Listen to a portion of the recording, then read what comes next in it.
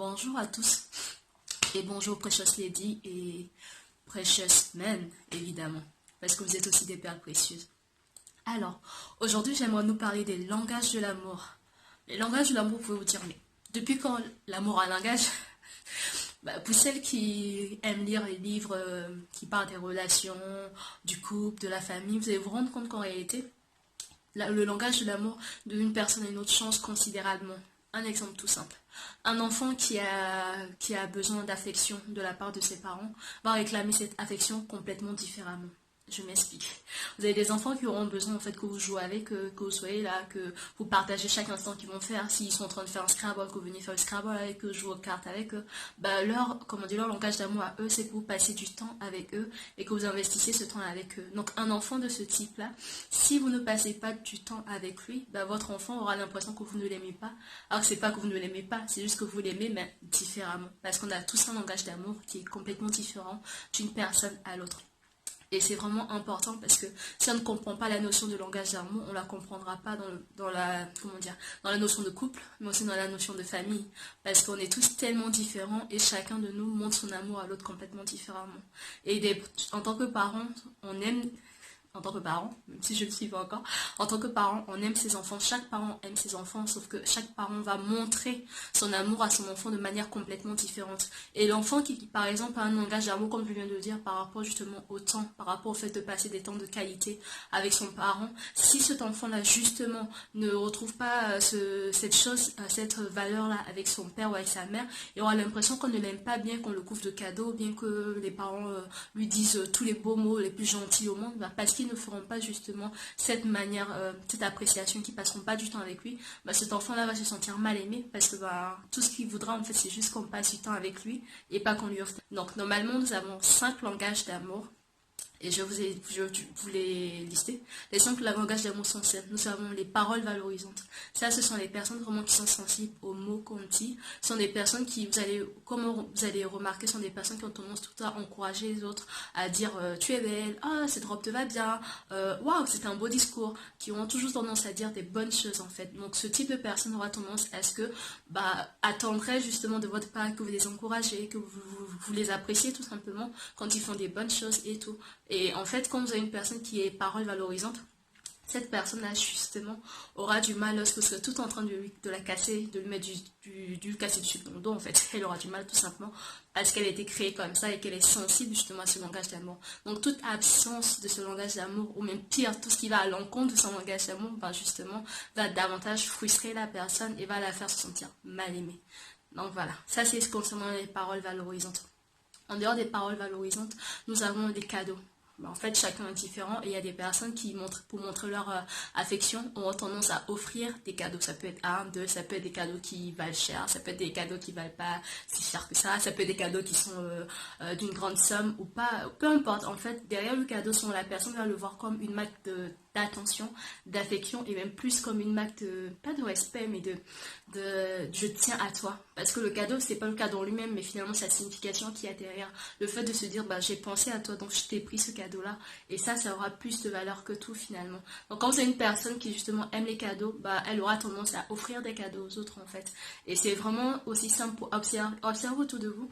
Si vous êtes avec quelqu'un en ce moment, même dans vos amitiés, même dans vos relations familiales, observez comment est-ce que les gens vous disent qu'ils vous apprécient. Si vous êtes une personne qui passe son temps à vous faire des cadeaux, ou sur autre chose, même si c'est des petites choses simples, par exemple à vous offrir le resto, ou même, je sais pas, à vous offrir cette chose-là que vous avez vue, que vous vouliez absolument, même si c'est un stylo ou un truc anodin, à vous offrir absolument quelque chose, sachez que cette personne-là, justement, vous parle dans son langage d'amour et vous montre son appréciation à travers, justement, les cadeaux pour vous dire à quel point elle vous estime.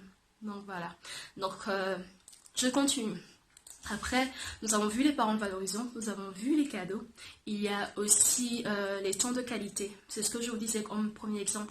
L'enfant qui aime qu'on passe du temps avec lui, ça va se décliner comme dans l'enfance, dans l'adolescence, même à l'âge adulte. Vous aurez des personnes qui auront tendance à vouloir passer du temps avec vous. Et pour ces personnes-là, c'est tellement important que vous passez du temps avec eux parce qu'ils vont se dire que, en fait, si tu m'aimes, tu passes du temps avec moi. Mais si tu ne m'aimes pas, alors tu ne passes pas du temps avec moi.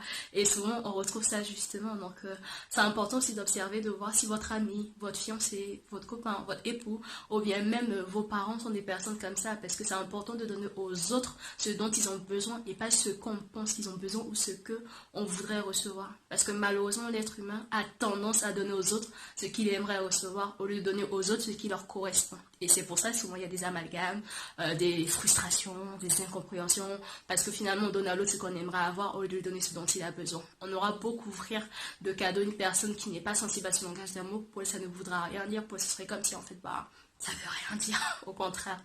Donc voilà, la personne se sentira vide en fait au lieu de se sentir aimé.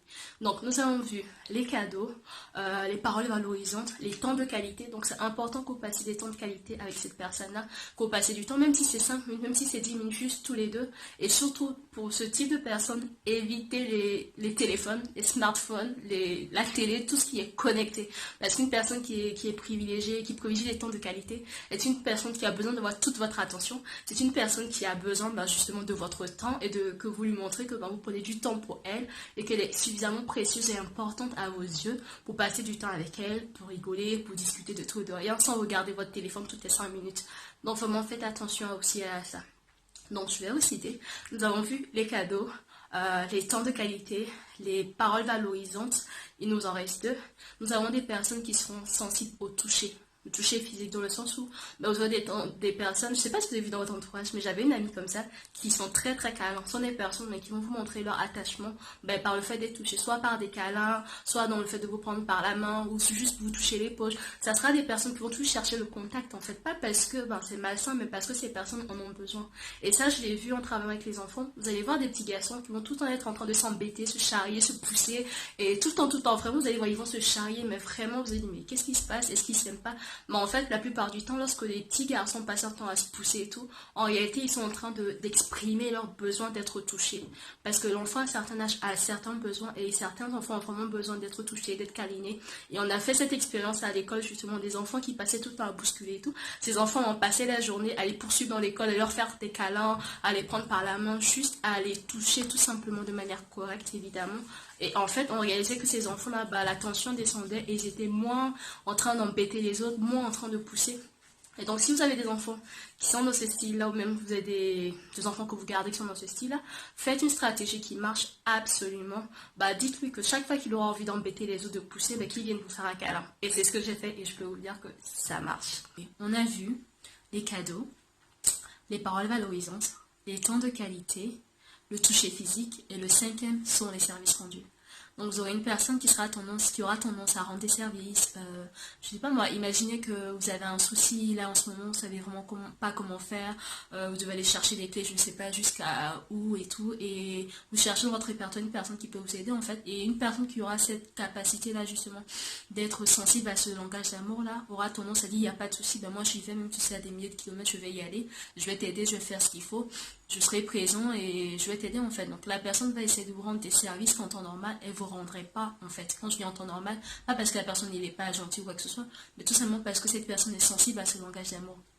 Et certainement cette personne est une personne qui apprécie qu'on lui rende service à certains niveaux. Donc si vous ne lui rendez pas service dans certains domaines, elle aura l'impression que vous ne l'aimez pas du tout. Donc voilà. Le tour est fait par rapport au langage d'amour. Vous allez le retrouver de manière complète dans le livre de Gary Chapman, les 5 langages d'amour. Et franchement, je vous le conseille. Vivement, je vous le conseille. Vraiment, si vous avez la possibilité de lire ce livre-là, lisez-le. Et je vais bientôt lancer un jeu concours qui vous permettra de remporter ce livre-là, absolument si vous le voulez. Et il faudra pour cela liker, partager, évidemment vous abonner. Vous abonner. La 100e personne qui s'abonnera à ma page, je lui offrirai les langages de l'amour. Je commanderai, non seulement je le commanderai, mais je l'envoyerai à son adresse postale. Donc les amis, abonnez-vous, abonnez-vous, abonnez-vous. Et dans la suite, on verra, j'aurai plein d'autres livres aussi que je pourrais vous offrir encore. Donc voilà, n'hésitez pas à vous abonner, à partager et à liker. Et surtout, j'espère que vous allez bien là où vous êtes et je vous dis à la prochaine.